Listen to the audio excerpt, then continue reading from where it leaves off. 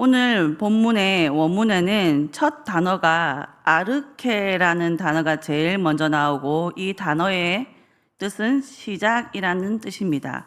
무슨 시작인가 하면 복음의 시작이라는 것입니다. 교회에 다니면서 가장 많이 듣는 말 중에 하나가 복음입니다. 좋은 소식을 전해주는 사람에게 주는 보답, 그것을 복음이라 했지만 나중에는 좋은 소식 자체를 복음을 가리키는 단어가 되었습니다. 예수님께서는 공생의 기간 동안에 각종 병들을 고치시고 귀신을 쫓아내시고 오병이어로 5,000명을 먹이시고 바람과 바다를 잔잔하게 하셔서 풍랑을 멈추어 살려주시는 기적을 일으키셨고, 죽은 자를 살리셔서 사망 권세를 이기시는 주님인 것을 보여주셨습니다. 이 모든 표적들은 예수님이 메시아다, 구원자다, 그리스도다 라는 것을 보여주려는 상징적인 표현이었지 그 자체가 구원은 아니었습니다. 무엇이 진짜 구원이고 무엇이 진짜 복음입니까? 오늘 읽은 말씀대로 하나님의 아들 예수 그리스도가 복음입니다. 복음의 시작이 무엇입니까? 하나님의 아들 예수 그리스도, 그러니까 예수님을 제대로 깊이 아는 것이 복음입니다. 복음의 핵심은 다시 말하면 예수는 그리스도, 예수는 하나님의 아들, 예수님이 누구신가를 제대로 깊이 알아야 한다는 것입니다. 예수는 그리스도라고 했는데 어떤 그리스도인지, 예수님은 하나님의 아들이라 그랬는데 그것이 무슨 의미인지, 그리고 그것이 왜 복음인지 분명히 깨달으셔서 복음의 기쁨, 복음이 주시는 참된 능력을 경험하게 되기를 기도합니다. 아멘. 우리 청소년부가 특성을 했는데 제가 왜 이렇게 떨립니까? 잠시만요. 땀을 너무 흘려가지고. 제가 색소폰을 연주한 것도 아닌데 지금 제가 심장이 주체가 안 되고 있습니다. 자, 예수 그리스도가 복음의 시작이라고 하는 것은 구약 시대에는 율법으로 구원하다가 신약 시대에는 다른 방법으로 구원한다, 이것이 바뀌었다는 뜻입니까? 그래서 예수님 때부터 새로운 복음이 들어온다는 것이 아닙니다. 하나님은 창세 전부터 주권적인 사랑과 은혜로 우리를 대해 오셨고 지금도 똑같은 방식으로 자비와 긍휼로 우리를 대하고 계십니다. 하나님은 인간이 처음 범죄했을 때부터 이미 그리스도 안에서 제사함의 은총을 통해 그때부터 하나님의 주권적인 사랑과 은혜로 구원하기로 구약 때도 그렇게 작정하셨고, 그 계획대로 최초부터 계셨던 예수님이 마침내 사람 몸을 입고 오셨습니다. 그리고 예수님이 오셔서 공적 사역을 시작할 때를 복음의 시작이라고 말한 것입니다. 예수 그리스도가 복음의 시작이라고 한 것은 선지자들이 예언했던 그리스도, 구약에서 그림자로 보여줬던 그리스도가 마침내 실체로 오셨다. 그리고 공적 사역을 시작합니다. 그 순간을 복음의 시작이라고 말하는 것입니다. 예수님께서 공생의 기간에 구약이 예언했던 메시아임을 보여주려고 좀 전에 말씀드린 여러 가지 종류의 기적을 보여주시고 마침내 하신 일을 십자가의 대속 제물로 죽으시고 부활하심으로 구원을 이루신 것입니다. 그리고 승천하시고 복음이 땅끝까지 전해지고 나면 다시 오겠다고 말씀하셨습니다. 이 모든 것이 어떻게 하다가 된 것이 아니라 주님의 큰 계획 속에서 이루어지고 있는 것입니다. 이 모든 하나님의 구원 계획이 바로 예수님이 오셔서 공적 사역을 시작함으로 시작되기 때문에 예수님이 복음이고 예수님 사역 시작이 복음의 시작이고 예수님의 오심이 복음이 되는 줄 믿습니다. 먼저 복음의 핵심은 함께 따라 하시길 바랍니다. 보여주시면 감사하겠습니다. 예수는, 따라 하십시오. 예수는 하나님의 아들이십니다. 시작. 여러분, 사람의 아들은 사람입니다. 개의 아기는 개입니다. 소의 새끼는 소입니다. 하나님의 아들은 하나님인 것입니다. 예수님은 하나님이십니다. 마리아에게서 태어나서 인간과 똑같이 자란 것입니다. 예수님은 마리아에게서 태어나서 똑같이 자란 예수님이 바로 하나님이라는 것입니다. 다시 말해서 예수님은 인간으로 오신 인간이시며 참 사람이시며 동시에 그분이 참 하나님이시라는 것입니다. 예수님은 말씀드린 것처럼 태초부터 계시던 하나님이셨습니다. 요한복음 1장 1절에 보면 태초에 말씀이 계시니라. 이 말씀이 하나님과 함께 계셨으니 이 말씀은 곧 하나님이시니라. 아멘. 좀 전에 복음의 시작이라고 할 때 그 단어와 태초는 같은 단어입니다. 태초의 말씀, 그 말씀이신 예수님이 하나님과 함께 계셨으니 그 말씀 예수님은 곧 하나님이라는 것입니다. 요한복음 1장 2절에서 3절에 보면 그가 태초에 하나님과 계셨고 만물이 그로 말미암아 지은 바 되었으니 지은 것이 하나도 그가 없이는 된 것이 없느니라. 아멘. 태초에 하나님과 함께 예수님이 계셨고 만물이 그로 말미암아 지은 바 되었다고 했습니다. 여기서 그는 바로 예수님입니다. 예수님은 태초부터 하나님이셨고 창조 때에 함께 하셨던 분입니다. 하나도 그가 없이는 된 것이 없다고 했습니다. 예수님은 창조의 시작이고 예수님이 창조주시고 예수님은 복음의 시작일 뿐만 아니라 모든 것의 근원이 되시는 분이고 모든 것의 원리가 되시는 분이십니다. 우리가 이 땅을 살아가면서도 예수님이 누군지 제대로 알아서 예수님이 말하신 대로, 예수님이 살아가신 대로, 예수님이 보여주신 대로 생각하고 판단하고 행동하면 그것이 인생의 성공이 되고 복이 되는 줄 믿습니다. 예수님만이 모든 것의 답이 됩니다. 여러분, 여기서 답이 된다는 것은 내가 풀려고 하는 문제를 예수님이 다 풀어준다는 것이 아닙니다. 예수님이 우리 인생의 길을 보여주셨기 때문에 예수님이 길과 진리와 생명이 되고 답이 되는 것입니다. 성경은 요한복음 1장 14절에 보면 말씀이 육신이 되어 우리 가운데 거하심에 우리가 그의 영광을 보니 아버지의 독생자의 영광이요 은혜가 진리가 충만하더라. 말씀이 육신이 되어 우리 가운데 오셨다는 것은 하나님이 사람 곁으로 사람처럼 오셨다는 것입니다. 이것을 우리가 임마누엘이라고 합니다. 사람으로 오셨지만 요한 1서 3장 5절에 보면 그가 우리 죄를 없애려고 나타나신 것을 너희가 아나니 그에게는 죄가 없느니라. 아멘. 예수님은 죄가 없는 분이십니다. 그래서 흠 없는 제물, 완전한 속죄 제물이 될 수 있으신 것입니다. 그 하나님이신 예수님이 사람으로 오셨다는 것이 어떤 의미가 있습니까? 히브리서 2장 14절에 보면 자녀들은 혈과 육에 속하였음에 그도 또한 같은 모양으로 혈과 육을 함께 지니심은 죽음을 통하여 죽음의 세력을 잡은 자 곧 마귀를 멸하시며 아멘.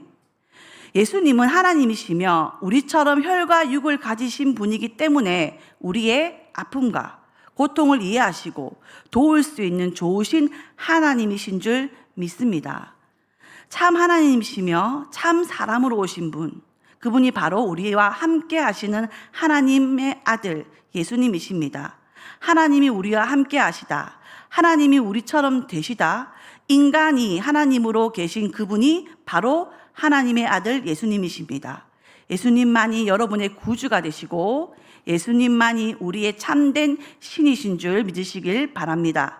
두 번째로 복음의 핵심은 참 하나님이고 참 사람이신 그 하나님의 아들 예수가 바로 성경에 예언했던 그리스도라는 것입니다.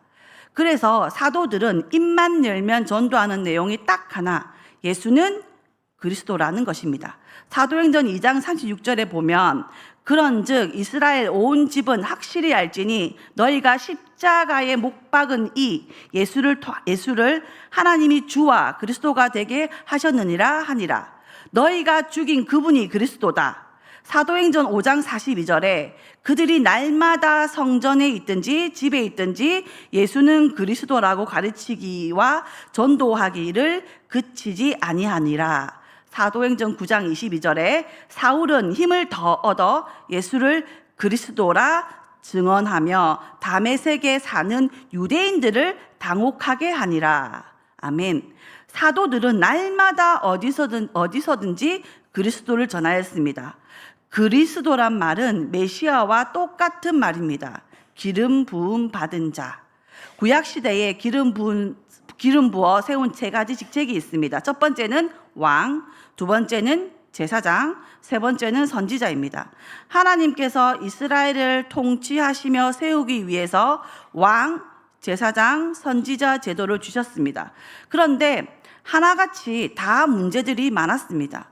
하나님께서 이스라엘을 궁극적으로 구원하기 위해서 다윗의 후손에게서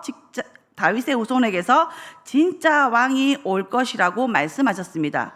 예수님이 바로 이 세 가지 직책을 완벽히 수행하러 온 메시아라는 것입니다. 먼저 예수님은 왕이십니다. 온 우주의 왕이십니다. 그 왕이 되신 분이 저와 여러분의 주인이라면 우리가 누구의 통치를 받아야 되겠습니까? 우리는 예수님의 통치를 받아야 합니다. 그리고 예수님은 제사장이십니다. 구약시대 제사장들은 매번 속죄 제물을 드려야 했습니다. 예수님은 죄 없으신 몸으로 오셔서 자기 몸을 십자가의 속죄 제물로 내어놓으심으로 더 이상 제사가 필요 없이 온전한 구원을 이루셨습니다. 그래서 예수님은 영원한 대제사장이시고 예수님 이후로 더 이상 제사장도 제물도 성전도 제단도 필요 없어진 것입니다. 세 번째로 예수님은 선지자이십니다. 하나님의 말씀을 받아서 전하는 것이 선지자의 역할입니다. 그런데 그분이 직접 오셨습니다. 하나님이 직접 말씀하십니다. 예수님은 선지자로서 그분이 입으로 하시는 말은 하나님의 말씀이고 그분의 모든 성품과 인격도 하나님을 보여주는 것이고 그분의 모든 사역도 하나님을 보여주는 말씀 그 자체였습니다. 예수님은 왕이고 제사장이고 선지자이신 그리스도가 오셔서 하신 일이 무엇입니까? 저와 여러분을 구속하기 위해서 우리 대신 십자가에서 저주를 받으셨습니다. 갈라디아서 3장 13절에 보면 그리스도께서 우리를 위하여 저주를 받은 바 되사 율법의 저주에서 우리를 속량하셨으니 기록된 바 나무에 달린 자마다 저주 아래 있는 자라 하였음이라. 그리스도께서 우리를 위하여 저주를 받으셨습니다. 신의 아들이신 예수님이 우리가 받을 저주를 대신 받으시고 죽으셨습니다. 그리고 죽고 끝난 것이 아니라 그분이 다시 부활하셨습니다. 로마서 4장 25절 함께 읽겠습니다. 시작. 예수는 우리가 범죄한 것 때문에 내줌이 되고 또한 우리를 의롭다 하시기 위하여 살아나셨느니라. 아멘. 그리고 마가복음 16장 19절 말씀처럼 예수님은 마침내 하늘로 올라가셨습니다.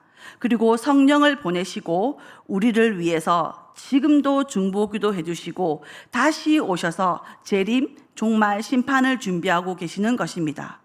우리 죄를 사하셔서 우리 영혼의 구주가 되시고 우리를 죄와 사망의 권세, 사단의 권세에서 해방되게 해주신 분이 바로 예수 그리스도이십니다. 당시 유대인들은 예수를 그리스도, 메시아라고 믿을 수 없었습니다. 왜냐하면 그들이 기대했던 메시아가 아니었기 때문입니다. 처음에는 기적을 보여주니 환호하고 좋아했습니다. 그러나 예수님이 이 땅에 오신 목적을 말씀하셨습니다. 마가복음 10장 45절 말씀입니다. 우리 다 같이 읽겠습니다. 시작. 인자가 온 것은 섬김을 받으려 함이 아니라 도리어 섬기려 하고 자기 목숨을 많은 사람의 대속물로 주려 함이니라. 아멘.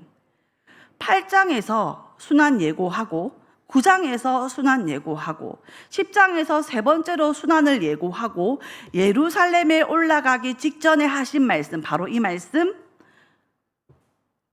예수님은 십자가에 죽으셨습니다. 그랬더니 어떤 일이 일어납니까? 다 떠나버렸습니다. 제자들마저도 도망을 가버립니다. 왜냐하면 그들은 복음이 뭔지 몰랐기 때문입니다. 그들에게는 예수님이 복음이 아니었습니다. 그런데 여러분, 지금도 예배당에 오는 많은 사람들 가운데 예수님이 복음이 아니고 다른 것이 복음인 분들이 있다는 것입니다. 그 복음을 얻으려고 예수님을 이용하려는 자들이 얼마나 많은지 모릅니다. 사랑하는 성도 여러분, 예수님이 복음이고 예수가 하나님의 아들인 것이 복음이고 예수님이 그리스도인 것이 복음인 것을 믿으시기를 바랍니다. 예수님은 당장 우리 눈앞에 문제 해결을 주는 해결사가 아닙니다.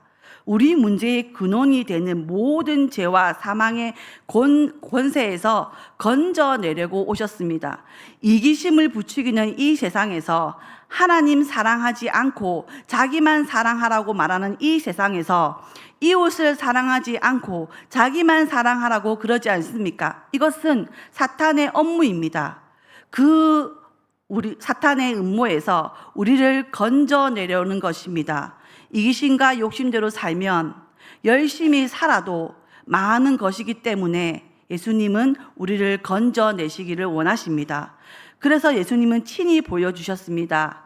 섬김의 길을 걷다가 마지막에는 십자가의 죽으심으로 다른 이들을 살리는 대속제물 되심을, 그리고 실제로 죽으시고 죽음으로 끝나지 않고 부활하셔서 우리를 하나님의 자녀로 삼으셨고, 주님이 살아왔던 그 방식으로 살아야 이곳에 진짜 천국이 임한다는 것을 우리 예수님은 보여주신 것입니다.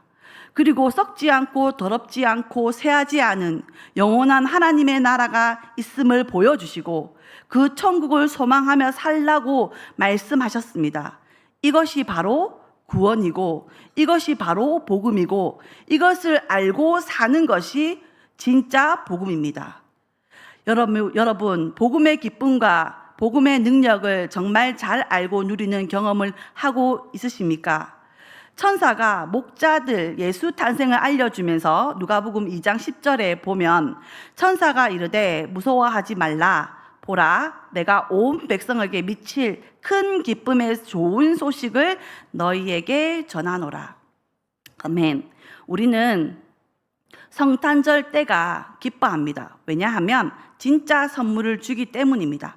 값없이 구원받는 은혜의 선물을 주시기 때문입니다. 우리가 예수님의 복음 때문에 기뻐한다면 어떤 기쁨이 충만해야 되겠습니까? 예수님 때문에 건강 되찾고, 예수님 때문에 돈 문제가 해결되고, 예수님 때문에 이 땅에서 더 평화롭고 더 넉넉하게 살 수 있기 때문입니까? 복음이 기쁜 이유는 그런 것입니까?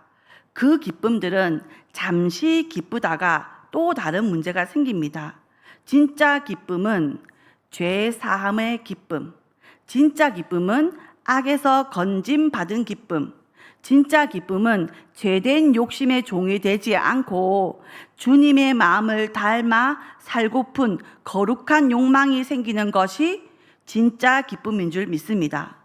우리 교회 안에 이 기쁨이 능력을 경험하는 성도들에 인해서 이 복음이 편만해지기를 소원합니다. 아멘. 복음은 기쁨일 뿐만 아니라 참된 능력입니다. 기적을 행하고 표적을 행하는 것은 말 그대로 표적입니다. 사인입니다. 예수님이 누구신지 보여주려고 복음의 핵심인 예수 그리스도가 능력이라는 것이 어떤 것입니까? 성탄절 새벽에 예수님이 태어나셨습니다. 누가복음 2장 11절에서 22절에 보면 오늘 다윗의 동네에 너희를 위하여 구주가 나셨으니 곧 그리스도 주시니라. 너희가 가서 강보에 쌓여 구유에 누워있는 아기를 보리니 이것이 너희에게 표적이니라 하더니 아멘. 강보에 쌓여 구유에 누워있는 아기가 무엇을 하겠습니까? 성경은 인간으로 오셔서 연약하기 그지없는 아기가 인류를 구원하는 사인이라고 말씀하십니다. 아무 힘도 없이 보이는 아기 예수가 바로 온 세상을 움직이는 힘이고 온 인류의 죄에서 구원하실 구주라는 표시가 바로 아기로 오신 예수님이라는 것입니다. 낮아지심이 바로 메시아 됨의 표적입니다. 복음의 참된 능력은 낮아지는 데 있습니다. 우리는 어디까지 낮아질 수 있습니까?